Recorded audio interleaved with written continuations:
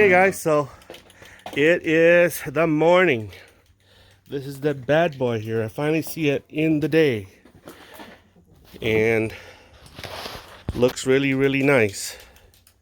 To be honest with you, I'm pretty proud of myself. This is my first journey into making myself a tube bumper. So now I'm going to be painting this bad boy with the Rust-Oleum truck bed coating. The reason is because if I'm going to be abusing this bumper, it's going to get scratched, and it's easier to repaint it with the typical rattle can than getting it powder coated again. So that's where I figure it's cheaper to repaint. So I'll show you what I'm using. So this is the truck bed coating, durable abrasion and resistance, textured non-skid finish. That's the older bottle. Can you believe that? Now I couldn't find that bottle anymore, so now this is what I have. I guess this is the new bottle.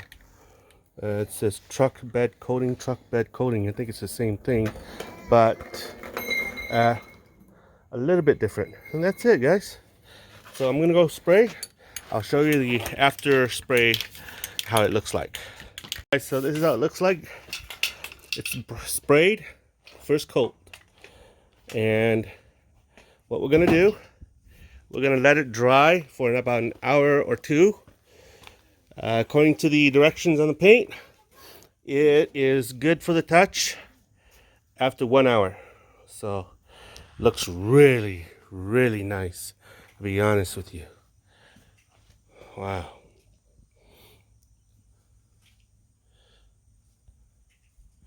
So within a couple hours, I'll come back, put another coat on it, and that's that, guys.